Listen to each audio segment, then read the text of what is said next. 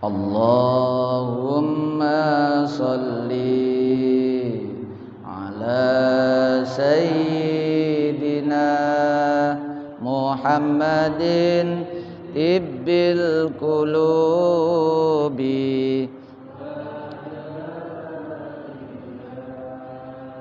wa afiyatil abdani wa nuril absari wa diyaiha wa ala alihi wa sahbihi wa sallim. A'udzu billahi minasy syaithanir rajim. Bismillahirrahmanirrahim. Alhamdulillahi rabbil alamin.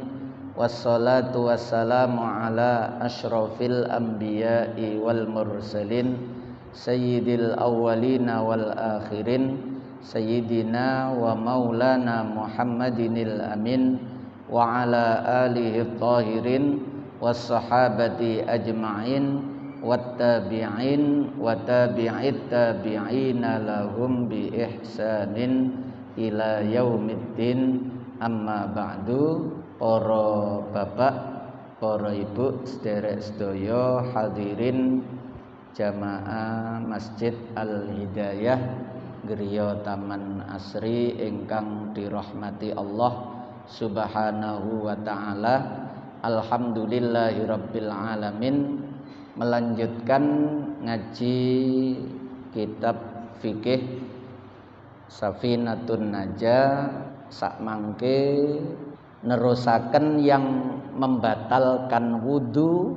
Sekarang yang keempat, ar-rabi'u utawi kang kaping papat di antara yang membatalkan wudu, yaitu massu kubulil adami, jempok kubule anak Adam. Jadi ada dua, ada istilah lamsu yang kemarin yang ketiga niku, antara laki-laki dan perempuan sama-sama dewasa, bukan mahram, tanpa penghalang, niku lamsu. Sentuhannya itu dengan kulit yang mana saja, kulit tangan, kulit kaki, atau kulit yang lain. Tapi nek massu mimsin niku khusus untuk telapak tangan. Nanti ada perbedaan antara lamsu dan massu.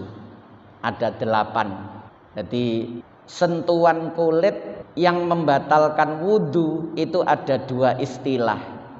Ada istilah lamsu, ada istilah massu. Niki nek nang Jawa nang Indonesia podo, sama-sama menyentuh. Tapi nek dalam bahasa Arab itu ada istilah 2 tadi itu, massu, lamsu. Nek lamsu wingi niku sing penting kulit ketemu kulit, mboten kulit ketemu kuku, ketemu untu, ketemu rambut, mboten. Terus nek lamsu niku sing penting lain jenis. Sehingga kalau sama-sama satu jenis mboten. Terus lamsu niku sama-sama dewasa, sehingga nek jempok kulite anak-anak mboten batal. Terus orang lain bukan mahram, sehingga nek mahram nggih mboten batal. Terus tanpa penghalang. Nah, sakmangke niki massu. Massu niku jempok kubule anak Adam, baik kubulnya sendiri, nggih, jempok alat kelamine dhewe atau menyentuh alat kelamin orang lain. Misale nggih nggone bojone ngoten niku nggih batal wudune. Jempok nggone dhewe nggih batal. Lah definisi kubulil adami niku laki-laki maupun perempuan. Nek laki-laki nggih batange niku lho nggih. Napa niku jenenge? Niki kudu dijelasno ngoten. Sementara menyentuh telur niku napa namine istilahnya? Testis nggih. Nah, telore niku mboten batal. Tapi nek jempok batange niku, nah niku batal. Atau jempok rambute niku nggih mboten batal. Bulu rambutnya itu mboten batal. Jadi jempok kulite sing cukul rambut selain sing nduk batang niku mboten batal. Jempok rambute sing tumbuh ten mriku mboten batal. Jempok telur kalih niku mboten batal nggih. Jadi sing dimaksud kubul niku nek laki-laki nggih batang. Nek perempuan nggih sing sekitar lubange mriku, bukan yang tepi atas kanan kiri mboten, sing tempat tumbuhe rambut niku juga tidak. Tapi nek jempok pas lubange niku, niku batal, niku kubul.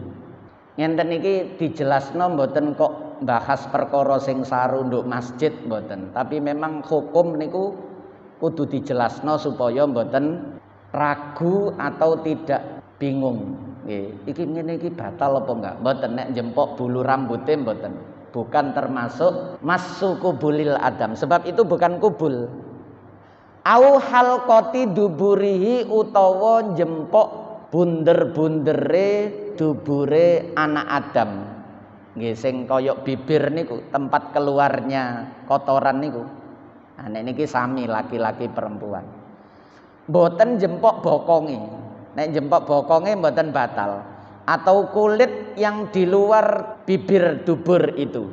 Tapi nek kulitnya dubur itu sing kados bibir itu, nah niku yaitu yang dimaksud membatalkan wudu.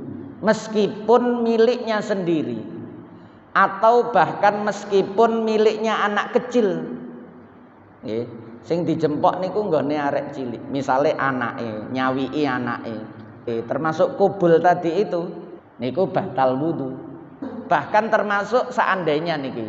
Misale jempok sing terpotong misale, ketokan kelamin. Ngonten niku nggih batal wudune. Asalkan sing asli, mboten sing plastik, mboten nggih. Mboten mainan, mboten, sing asli. Dijempok meskipun posisine niku terputus, misalnya dokter utawa napa ngoten nggih. Ada kecelakaan terus keleleran nduk tengah dalan ngoten terus dijempok batal niku. Lah, jempok sing batalno wudu ketika menyentuh kubul atau dubur niku mboten sembarang jempok. Beda dengan yang kemarin lamsu niku. Nek lamsu niku sembarang jempok, pokok kulit ketemu kulit. Nek niki mboten, tapi bibat nirrohati, kelawan bagian dalame epek-epek telapak tangan. Nah, bagian dalam sing pote niki. Au butunil asabi'i, utawa bagian dalame jari-jari. Gampangane telapak tangan jenengan kale niku jenengan tempelno satu dengan yang lain. Semua kulit yang tidak nampak dari luar niku jenenge batin, bagian dalam. Jadi tangane ngenten. Niki sing gak ketok niki. Niki sing jenenge batin. Lan jenengan jempoke nek di luar niki, berarti misalnya jempoke ngenten. Mboten batal. Tapi nek jempoke ngenten diwalik bagian dalam batal. Paham nggih? Niki massu itu begitu. Jadi massu itu menyentuhnya dengan bagian dalam telapak tangan atau bagian dalam jari-jari. Sehingga kalau menyentuhnya itu dengan sisi luarnya, kulit tangan yang luar niki menyentuh kubul atau dubur niki tidak membatalkan wudu. Jadi nek gatel-gatel cara kepingin ngukur niku nggih ngenten-ngenten mawon nggih. Nek ngenten batal. Karena niki massu. Niki masalah lughah. Masalah bahasa niku ulama memperhatikan karena cara hadise gak nerangno detail nggih. Bahasa itu yang menjelaskan. Lah dalam bahasa Arab antara massu dengan lamsu itu berbeda. Nggih. Hadise muni massu, bukan muni lamsu. Nek cara mriki mungkin memegang nggih. Massu niku memegang. Ya. kalau dengan bagian dalam telapak tangan dan bagian dalam jari-jari niki kan namanya memegang. Orang kalau memegang kan dengan begini, ya. Nah, niki memegang, tidak hanya menyentuh. Tapi kalau menyentuh, bisa dengan semua kulit, sentuhan kulit. Tapi kalau memegang, niki cara mriki insyaallah bahasanya memegang. Sebab masu niku kalau syaratnya harus dengan telapak tangan bagian dalam, jari bagian dalam niki pekerjaan memegang niku nggih gawe niki. Jadi memegang kelamin anak Adam manusia atau lubang duburnya manusia. Nek hewan mboten. Nggih, adami manusia, nek hewan mboten. Walaupun menyentuhnya itu lupa atau tadi terpisah. Anak kecil atau bahkan orang yang sudah mati. Jadi ngedusi jenazah, sing ngedusi niki nek jempok kelamine jenazah niku umpama sing ngedusi niki duwe wudu, batal wudune. Tapi sing disentuh mboten. Lah niki mangke kula sebutno perbedaane masu dengan lamsu. Nek lamsu yang disentuh maupun yang menyentuh sama-sama batal. Tapi kalau masu jempok kubul dubur niki wau itu yang disentuh tidak batal, sing nyentuh sing batal. Misale nggone bojone ngoten ya, dijempok. Nah sing dijempok mboten batal, tapi sing jempok sing memegang niki itu yang batal. Pun kula sebutno perbedaane masu dengan lamsu. Satu, kalau masu sing urusan kubul dubur niku wau niku yang batal wudu adalah yang menyentuh, bukan yang disentuh. Yang memegang bukan yang dipegang.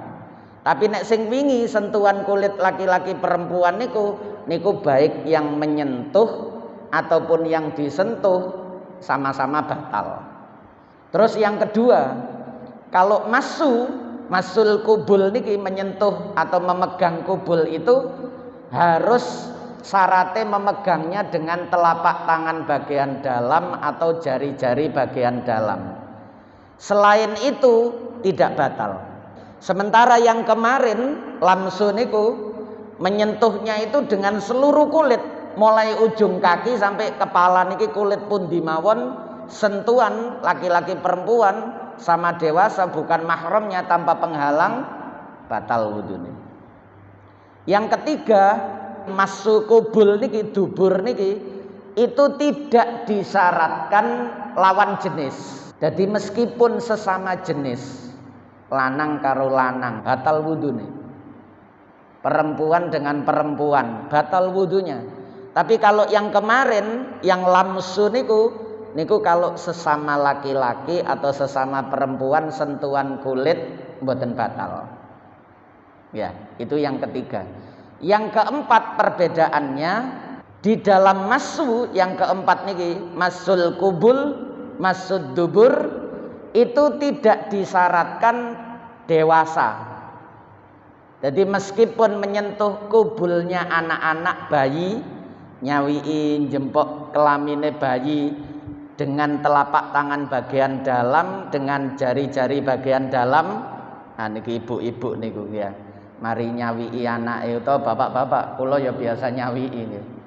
Nah niku batal wudunya kalau menyentuhnya dengan telapak tangan bagian dalam niki. Terus jenenge persamaane niku kulit ketemu kulit. Niki persamaan nggih.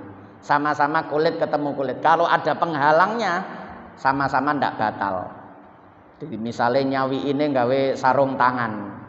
Nggih, pakai sarung tangan, mboten batal. Karena tidak kulit ketemu kulit. Nggih, itu yang keempat. Tidak disyaratkan dewasa, balik, boten. Tapi kalau yang kemarin disyaratkan, sebab kalau sentuhan kulit dengan bayi, dengan anak-anak yang belum mencapai haddus syahwah, batasan syahwat, tidak batal. Tapi kalau ini yang menyentuh kubul dubur niki, meskipun bayi yang baru lahir batal. Niku yang keempat. Yang kelima, tidak disyaratkan mahram. Kalau yang kemarin mahram tidak batal.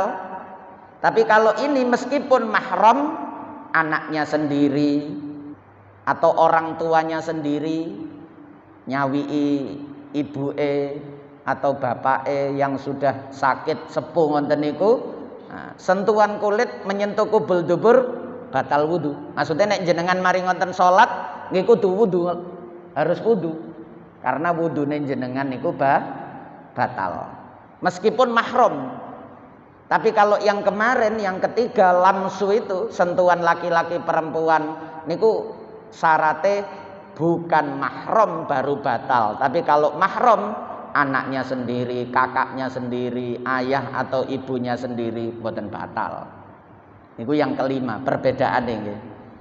Yang keenam, anggota yang terpisah. Niku wau, kubul pedot. Kelamin, ada kelamin laki-laki putus, terus disentuh, baik yang menyentuh niki laki-laki atau perempuan dengan cara memegang tadi itu telapak tangan bagian dalam atau dalamnya jari-jari, batal wudune. Asalkan niku isok diarani kubul dubur. Lho iki kelamine wong lanang. Tapi nek wis lembut kepelindes ngonten misalnya ya, terus cemet sehingga ndak dikenali iki kelamin apa ndak dikenali, bentuknya sudah ndak rupa. Lah ngoten niku mboten batal sebab sudah tidak bisa disebut kelamin. Jadi kapan isok disebut kelamin disentuh batal. Tapi nek wis cemet ajur disentuh sehingga bentuknya ndak bisa disebut kelamin, mboten batal. Lah, kalau yang kemarin niku tidak disyaratkan kapan laki-laki perempuan kulite kesentuh batal. Yang ketujuh, masul kubul niku, menyentuh kelamin itu bisa terjadi pada satu orang, yaitu menyentuh kubul atau duburnya sendiri. Tapi kalau yang kemarin boten saged. Meskipun seseorang itu punya dua kelamin. Misalnya nggih, kan pernah niku ten Semarang niku nate enten lare, sejak kecil dia itu didandani laki-laki. Karena memang kelihatan ada kelamin laki-laki, tapi sebenarnya juga ada kelamin perempuan. Keluargane niku kepingin anak ini laki-laki, akhirnya didandani laki-laki. Ternyata ketika anak ini dewasa waktu SMA ngonten niku, anak niki ternyata kecondongannya niku nang perempuan dan kelaminnya juga tumbuh yang perempuan niku. Jadi lare niki duwe dua kelamin. Napa niku istilahnya nek nang kedokteran niku? Nek nang fikih niku istilahnya khunsa muskil. Khunsa muskil. Orang yang punya dua kelamin dan status dua kelaminnya itu tidak jelas. Dua-duanya fungsi. Yang kelamin laki-laki fungsi, maksudnya damel pipis nggih saged, kelamin perempuan juga fungsi, sehingga orang ini termasuk laki-laki atau perempuan. Mangke kan terkait aurate salat, nanti terkait dengan mahram atau tidaknya itu dengan siapa. Nanti apalagi masuk ke pernikahan niku khunsa muskil niku mauquf. Tapi kalau sudah diketahui dia haid berarti perempuan, karena yang haid pasti perempuan.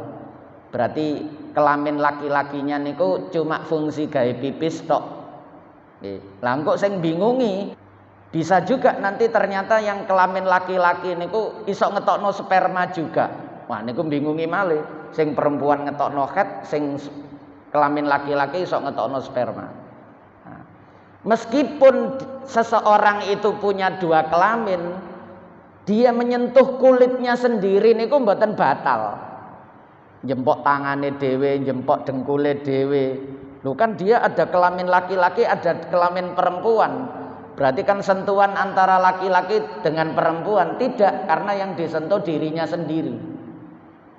Tapi kalau yang masul kubul, masud dubur itu meskipun sendirian, yang disentuh dirinya sendiri, kubulnya sendiri, duburnya sendiri, batal wudunya. Ngenten iki ketokane barang sepele tapi penting. Sing dibahas ngenten iki penting sebab ini terkait dengan keabsahan sholat, sebab sholat itu harus suci. Lah kalau wudunya batal sementara dia tidak mengerti kalau itu batal, nekat sholat tanpa wudu, nah sholatnya mboten sah. Urusan najis, hadas, bersuci niku kelihatannya sederhana, urusan sing dasar, tapi seringkali banyak orang yang belum mengerti. Terus kesusu ngeremehno. Ngaji bahasan ngono ae. Ngaji ku bahasan ati, bahasan napa tauhid, bahasan tasawuf. Lah wonten kepingine sing mentereng-mentereng wonten. Tapi urusan najis mboten ngerti. Lah niku repot. Nggih.